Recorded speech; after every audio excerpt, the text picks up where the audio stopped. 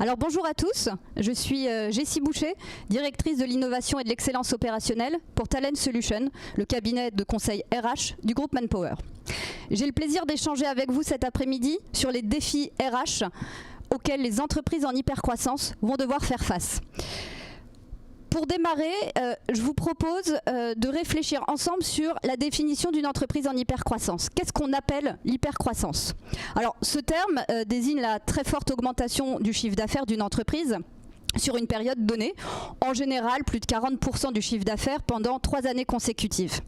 Cette situation peut être rencontrée par toutes les entreprises de toute taille. On parle bien évidemment des startups, des scale-up, dont le chiffre d'affaires annuel est supérieur à 5 millions d'euros et qui connaît une croissance d'au moins 10 à 20% sur 3 années, mais également des PME.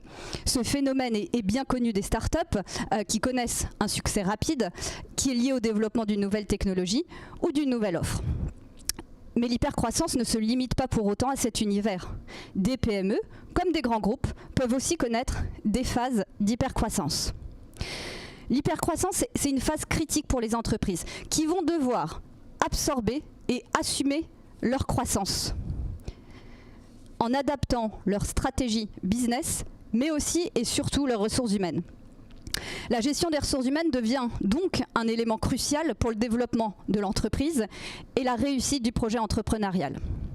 Parce que l'hypercroissance génère par essence de la fragilité, elle impose également une évolution permanente de l'organisation et des hommes. Nous posons ainsi, et je le partage avec vous cet après-midi, une première problématique. Comment la fonction RH peut-elle, doit-elle même, accompagner au mieux une phase d'hypercroissance ? Parce qu'une entreprise devient une entreprise en hypercroissance à la faveur d'un marché et à la conjugaison de différents facteurs. On parle évidemment de facteurs internes liés à la taille de l'entreprise, mais surtout externes, c'est-à-dire l'existence d'un marché cible, une intensité concurrentielle et un avantage compétitif. Je pense qu'il est important qu'on puisse reposer le contexte économique de cette année post-crise. Je vous propose donc d'échanger sur ce contexte et surtout sur ses impacts sur le travail et les organisations. Après 18 mois de crise, on constate une période de reprise économique forte et rapide. Depuis cet été, on a des signes très encourageants de reprise.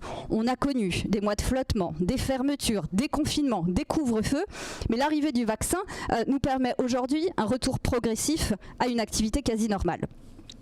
La France renoue avec la croissance. Quelques chiffres pour étayer mon propos de l'INSEE. On a un rebond du PIB qui est estimé aujourd'hui à plus de 6% et un emploi salarié qui dépasse maintenant son niveau d'avant-crise dans le secteur privé. L'univers des startups, même s'il a été moins impacté que l'économie traditionnelle, participe à cette embellie. Un autre chiffre, l'équivalent des levées de fonds de l'ensemble de l'année 2020 a été réalisé au premier semestre 2021. Alors, dans ce contexte, la French Tech est bien évidemment très attendue et appelée aussi à jouer un rôle majeur dans la relance économique post-crise. À noter que l'univers des startups compte et pèse dès aujourd'hui 163 000 emplois directs et indirects. Alors je vous partage une deuxième problématique, c'est la capacité finalement des équipes dirigeantes pour piloter cette phase d'hypercroissance dans ce contexte de reprise économique. Reprise économique qui a mis aussi en lumière deux effets majeurs qui font évoluer aujourd'hui le travail et la perception du travail. Le premier sujet, c'est la pénurie des talents qui est devenue aujourd'hui alarmante dans certains secteurs. Les difficultés de recrutement étaient préexistantes, mais en tout cas, elles ont été amplifiées dans certains secteurs. On parle notamment du bâtiment, de l'industrie, des services à la personne. Et certaines ont été accentuées aussi par la crise. L'hôtellerie-restauration, par exemple, pour lesquelles on évoque jusqu'à moins de 30% de main-d'œuvre dans certaines entreprises. En cause, l'attractivité des métiers, les conditions de travail et les salaires. Le baromètre Manpower Group des perspectives d'emploi pour le 4e trimestre 2021 annonce un chiffre record en matière de prévision d'emploi en France, soit de plus de 37%. Donc on a des professions qui sont en tension. On a des métiers techniques pour lesquels on ne trouve plus de talent. On a également une évolution liée à la digitalisation des entreprises, des nouveaux métiers, de l'IA, de la robotisation, du traitement de la data, de la cybersécurité. Ça, c'est notre contexte en termes de talent, ce qui nous rend aujourd'hui très dépendants à cette pénurie pour accompagner au mieux la croissance des entreprises. Face à cette pénurie, la crise a aussi mis en lumière et a bouleversé l'organisation du travail. On a des aspirations qui aujourd'hui évoluent. Alors comment répondre aux nouvelles aspirations qu'une année passée en télétravail a généré majoritairement chez les cadres et chez les jeunes?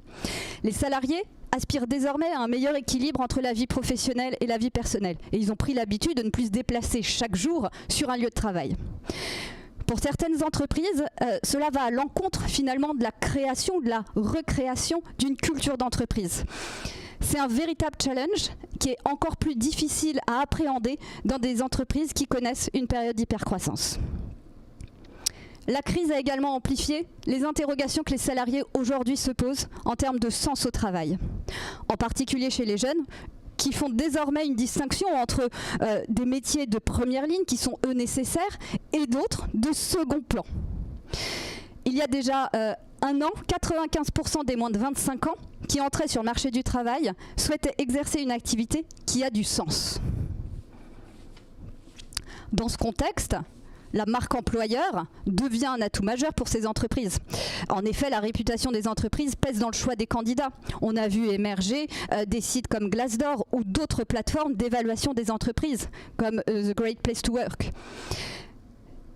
D'ailleurs, les startups n'ont pas été épargnés et ont expérimenté à leurs dépens avec le compte Instagram Balance ta Startup. Les périodes d'hypercroissance semblent avoir été propices aux dérives. Les besoins énormes en recrutement, peu de formation, pas de procédures formalisées ont conduit à des pratiques de management toxiques ou des ambiances malsaines dénoncées par les salariés. Alors, fort de ce contexte, quels sont les défis que les entreprises vont devoir relever pour lutter contre cette hyperfragilité qui est vraiment inhérente à l'hypercroissance? Le premier défi, c'est vraiment le recrutement, la rétention et le développement des talents. Pour la plupart de ces entreprises, c'est, lorsqu'on leur pose la question, c'est vraiment la principale difficulté. Alors la première action, c'est bien évidemment de créer ou de structurer une fonction RH. La mission principale, première, c'est le recrutement. C'est un sujet intéressant parce que c'est souvent le premier sujet de délégation en matière de compétences du fondateur ou du dirigeant qui auparavant s'en chargeait. Il faut trouver les compétences techniques, on vient de l'évoquer, elles sont rares aujourd'hui pour certaines, mais il faut aussi trouver des soft skills qui vont correspondre et qui vont pouvoir d'accompagner au mieux la croissance de l'entreprise. On a aussi une recherche d'adéquation du profil à la culture d'entreprise. Mais l'urgence des recrutements se fait parfois au détriment de l'évaluation d'un potentiel d'un candidat et en particulier pour les managers. Évidemment, il est aussi indispensable de faire coïncider les recrutements avec le développement économique et financier de l'entreprise et ses objectifs stratégiques. Je dirais que les startups peuvent se retrouver à cumuler plusieurs handicaps. Le premier, c'est la recherche de profils peu disponibles, comme on l'a évoqué, des développeurs web, les métiers du digital ou des data.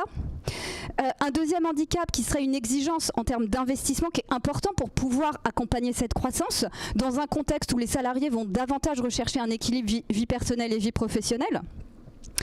Et parfois un manque d'attractivité aussi par rapport à des grands groupes qui, eux, vont offrir des perspectives de carrière. Il est donc nécessaire, sur le sujet du recrutement, de la rétention et du développement des talents, de travailler à la définition d'un parcours candidat. Alors un parcours candidat, on peut le définir selon 3 axes. Ça va être le premier, ça va être de développer sa marque employeur. Sa réputation, on vient de l'évoquer, pour attirer les talents. Des plateformes existent, on peut travailler sa communication auprès de certaines écoles. 2, soigner l'onboarding des candidats afin qu'ils se sentent rapidement intégrés et engagés. Ça peut passer par des actions de coaching digital ou tout autre support pour sécuriser cette période. 3, offrir des perspectives d'évolution et de formation qui sont motivantes pour les candidats et les salariés, mais aussi alignées avec les enjeux de croissance de l'entreprise. Alors le RH n'est pas un super RH et il ne peut pas à lui seul incarner toute cette politique et il doit nécessairement s'appuyer sur les managers. Et donc le défi numéro 2 est bien évidemment l'accompagnement des managers, la formation et leur montée en compétences. On l'a dit, l'hypercroissance va nécessiter une grande capacité d'adaptation de l'entreprise, mais aussi et surtout de ses salariés, qui vont devoir faire évoluer rapidement et très souvent leur périmètre et leur mission. Le rôle du manager est crucial. Souvent promu, il est important de lui proposer des programmes de formation qui vont être adaptés pour qu'il puisse assurer l'encadrement de ses équipes et surtout d'appliquer des bonnes pratiques. La priorité, c'est dans le cas du défi numéro 1, c'est former les managers à recruter. Ça peut aller de comment mener un entretien individuel, comment faire passer des tests techniques, mais aussi comment intégrer et suivre une période d'essai. L'acquisition de talents doit se faire très vite pour accompagner cette hypercroissance et il faut pouvoir démultiplier finalement tous les recruteurs au sein de l'entreprise, mais surtout de les former. N'oublions pas aussi que c'est au moment de l'intégration que les managers et les recruteurs portent les valeurs de l'entreprise et les transmettent aux candidats. Après la période de recrutement, il faut également former les managers à tout le cycle de vie des salariés.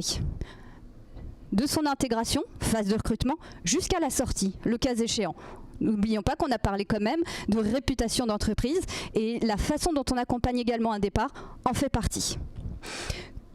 Mais toute cette montée en compétences n'est possible que si du temps est consacré à l'action managériale. Il faut alors réfléchir à un système d'évaluation de la performance des managers tenant compte de temps informels et formels pour développer également leurs collaborateurs. Des actions de mentorat peuvent également être mises en place pour favoriser cette montée en compétences. Défi numéro 3, l'accompagnement quotidien et l'attention portée à la qualité de vie au travail. Alors, en période d'hypercroissance, on l'a déjà évoqué, la charge de travail des salariés peut être importante, voire trop importante. La disponibilité, l'écoute des managers peut permettre un premier niveau de régulation dans l'entreprise, avec la mise en place de rituels ou de feedback réguliers. Mais ces temps-là doivent être aussi cadrés et on doit pouvoir définir un cadre sécurisant qui va permettre aux salariés de répondre à tous leurs besoins. C'est un système de veille au bien-être des salariés. Ça peut passer par différents sujets comme les espaces de travail, conviviaux, avec une taille suffisante qui amène suffisamment de confort. On peut parler aussi d'accessibilité des bureaux après la période de télétravail que nous avons connue. La définition des règles de vie du bureau et en dehors, notamment pour le télétravail. La valorisation du travail fourni, politique salariale, avantages. La définition d'une politique de montée en compétences et de mobilité interne pour toujours accompagner la croissance. Et enfin, le suivi de la charge de travail et la recherche permanente de l'équilibre vie pro et vie perso. Mais n'oublions pas qu'un des premiers facteurs de risque psychosocial est souvent l'absence de sens au travail, l'incompréhension de la mission pour laquelle le salarié a été embauché. Incarner les valeurs de l'entreprise, porter une culture d'entreprise, donner du sens à l'activité, constituent les éléments clés d'un accompagnement quotidien de qualité. Je poursuis avec le défi numéro 4, qui est la création d'un collectif et l'incarnation d'une culture d'entreprise. Parce que le premier levier interne de croissance est bien souvent la culture d'entreprise, il me semble indispensable de la cultiver à toutes les étapes de la croissance et que les salariés puissent eux aussi l'incarner. Les entreprises en hypercroissance, et on l'a dit, se caractérisent souvent par des recrutements massifs dans des temps courts. Or, l'arrivée de nouvelles têtes en permanence doit être accompagnée, annoncée, afin de créer des liens entre les différentes équipes et que chacun puisse se sentir à sa place, à sa bonne place. La création d'un sentiment d'appartenance est clé et passe par la définition d'une expérience employée qui peut être basée sur les valeurs qui guident l'entreprise, des engagements RSE forts, des modes de management ouverts, des outils de communication interne, type messagerie instantanée, des moments collectifs de rencontres, de séminaires, de conférences et des espaces dédiés à la rencontre et à l'échange.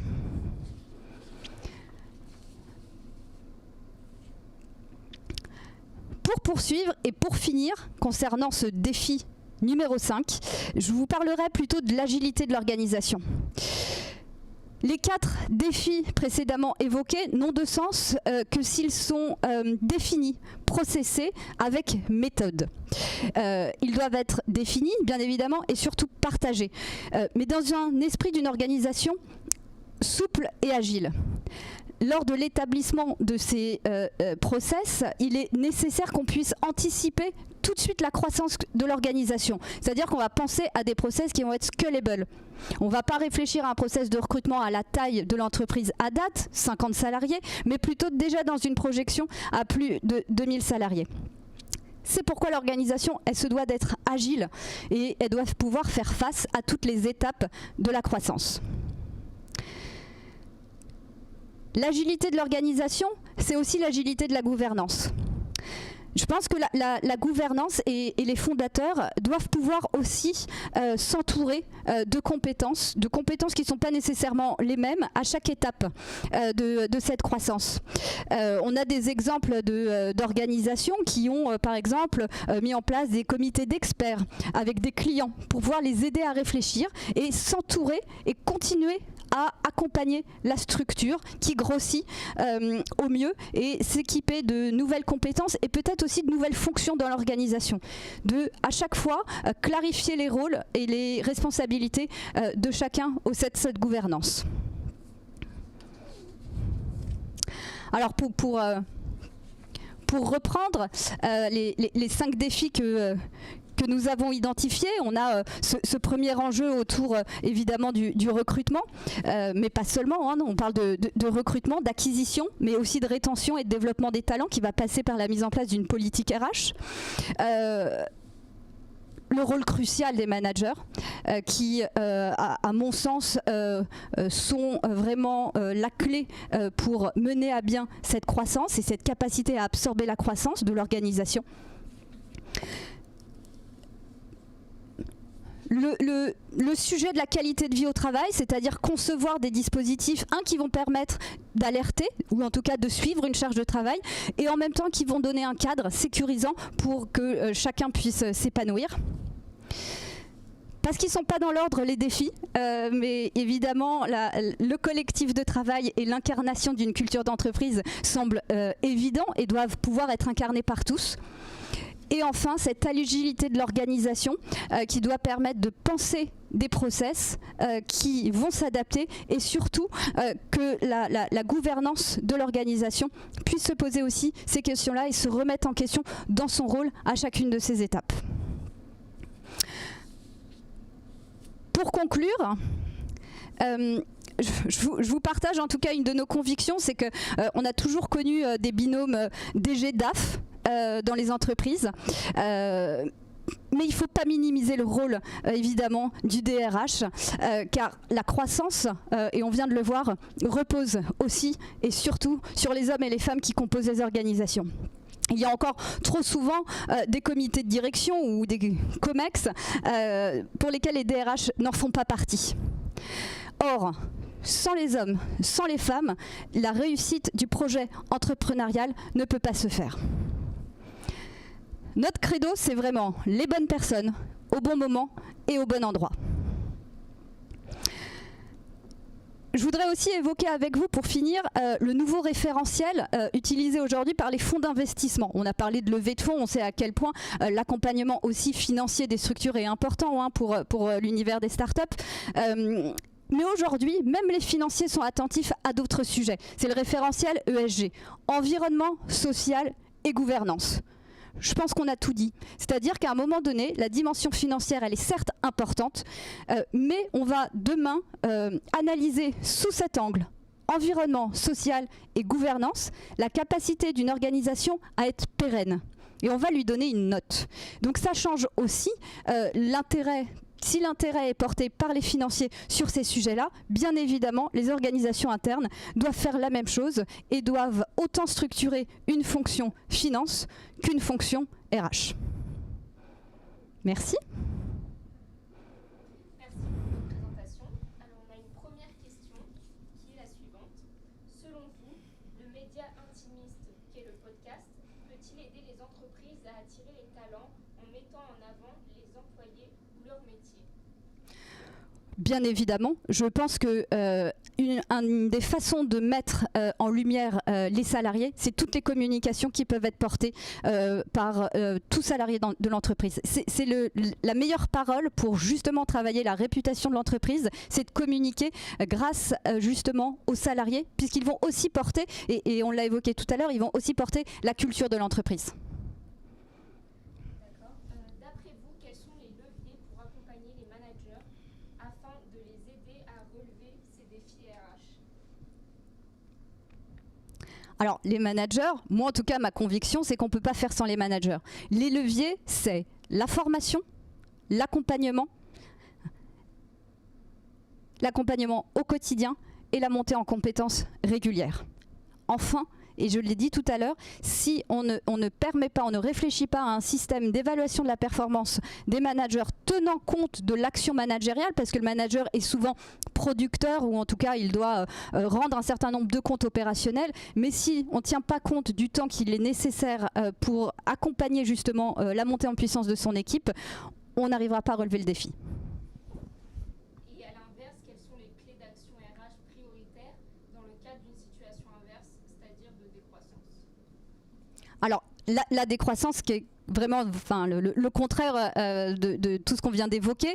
Moi, ma conviction sur la décroissance, c'est que la première chose à faire, il faut se recentrer sur son core business et s'assurer d'un alignement très fort en termes de ressources et du nouvel alignement stratégique.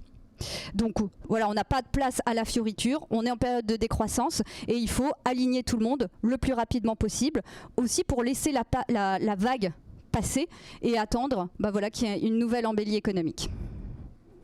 Et selon vous, s'il fallait prioriser un des enjeux RH, ce serait lequel? Alors je vous l'ai dit tout à l'heure, on ne les avait pas classés dans un ordre de priorité, les défis. Moi, bien évidemment, je choisirais la force d'un collectif et le fait de faire vivre une culture d'entreprise, et ce, pas uniquement porté par le top management, mais pour que chacun puisse s'en saisir. On a une question d'un internaute. Vous parlez de flexibilité, mais le Scrum et Agile dont on parle aujourd'hui, c'est prestigieux, mais trop peu réellement appliqué en entreprise. Pourquoi se faire certifier et apprendre des choses utiles qu'on ne peut pas mettre en place? Alors, je ne crois pas avoir parlé de flexibilité. J'ai parlé de souplesse dans l'organisation, de souplesse dans la définition de process ou de méthodes de travail. Alors oui, Scrum, où il y a d'autres méthodes. Et oui, vous avez raison, quand on forme à ce type d'outils, il faut évidemment avoir une opérationnalité derrière et que l'organisation puisse offrir des temps, en tout cas, pour éprouver et tester ces nouveaux outils qui ont été acquis en formation. On va attendre de voir si on a de nouvelles questions un petit peu. Très bien.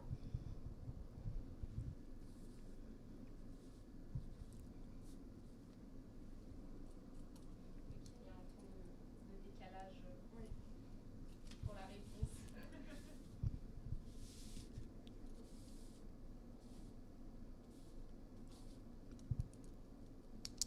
J'ai pas l'impression. Je pense que ça sera la dernière question. Merci beaucoup. Merci à vous.